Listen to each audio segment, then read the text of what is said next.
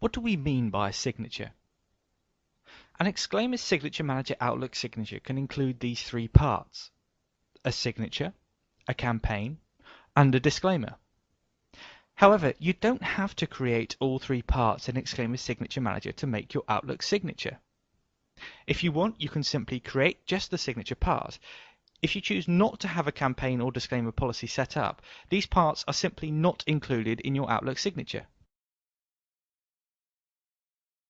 This is what we'll be creating. It's a simple signature with information taken directly from your Active Directory.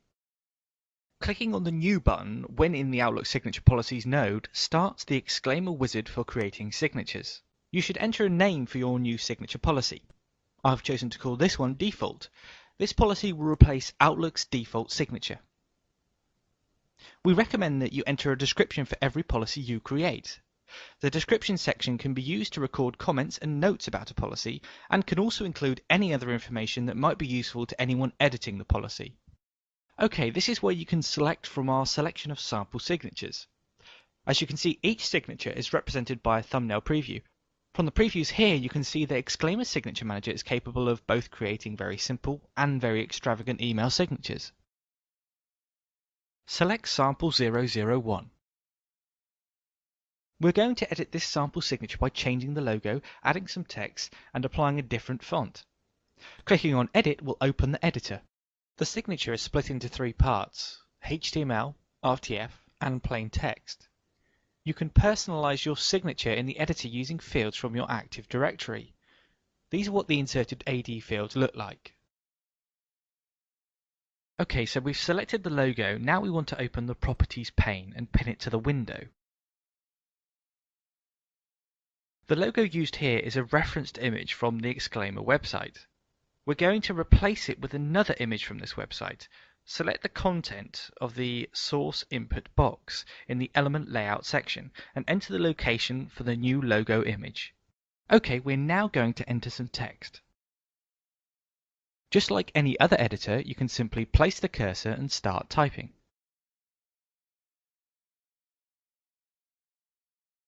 Now let's highlight the contents of the signature and click on the font drop-down button. Finding and selecting the Verdana font will change the font type for all the text elements in the signature to Verdana.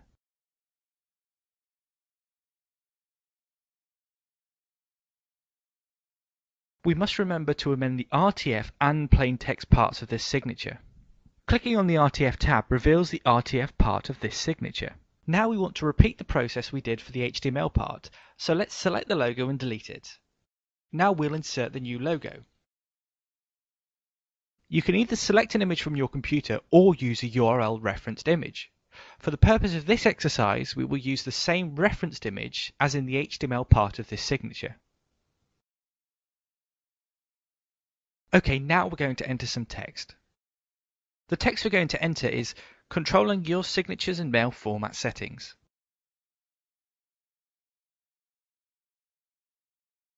Now we'll highlight the contents of the signature and change the font.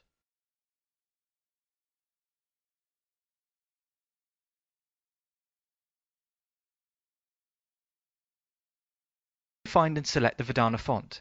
Again, this will change the font type for all the text elements in the signature.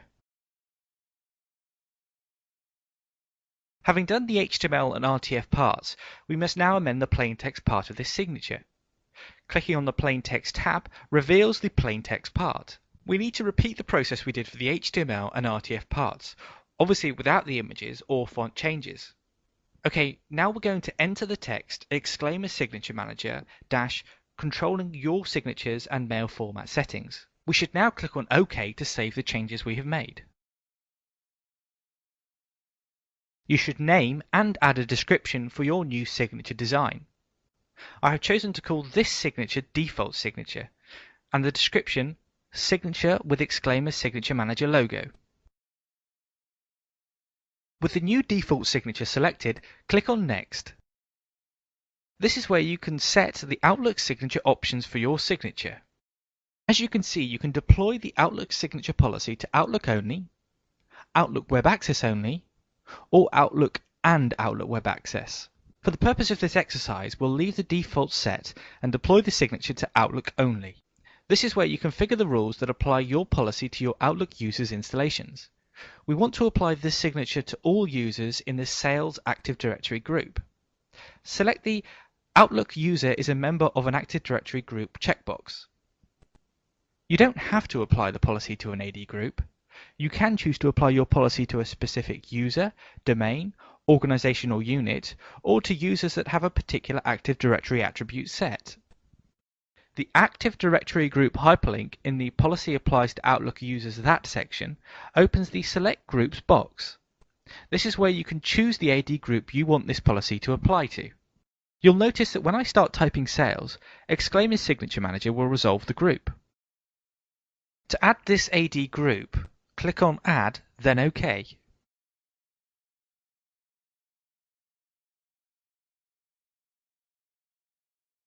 Exceptions allow you to refine what users have this policy applied to them. An exception enables you to exclude a specific user, domain, organization or unit, or users that have a particular Active Directory attribute set from the results of your conditions. We don't want to exclude anyone in the sales group, so you won't specify any settings in this section. This is where you set when you want your rule to be applied. It details the date range, frequency, and duration of when the policy is active. We want this policy to be applied every single day of the year. For this, the Within the range use this pattern section must be set to daily. However, you can set your policy to apply on certain days of the week, once per month, or once per year. We want this policy to be active immediately, so we'll leave it with the default settings. This section controls what happens after the policy is processed. For example, you can decide what happens if the policy is not applied, whether it moves on to the next policy or simply stops processing any further policies. Clicking on Finish creates the new policy. You can see the policy you've created under the Outlook Signature Policies node in the console tree. Before saving your policy and making it available for deployment, you should check that it is being applied correctly to your AD users. The Test Wizard allows you to test the new policies you create before you save and deploy them. To start the Test Wizard, you click on the Test button. We want to test the policy we've just created. To do this, we must enter a user we know to be a member of the sales group. If the policy you have created only becomes active on a certain date, you can set the date here to appear in the future so that the policy is activated during the test. As you can see, the sales group user request was processed successfully. This is where you can see that our default signature policy was applied to the sales group member. An example of the processed Outlook signature policy can be seen here. Clicking on Finish closes the Test Wizard. Now we are sure that our new policy works, we want to make it available for deployment. In order to do this, we first need to save the policy. You may have noticed that there are asterisks next to certain elements in the console tree and content pane. These indicate that there are changes that haven't yet been saved. Clicking on the Save button in the Exclaimer console will save your changes. Clicking on Yes confirms that you're happy to save and deploy your changes. The asterisks have now disappeared, indicating that there are no changes that require saving.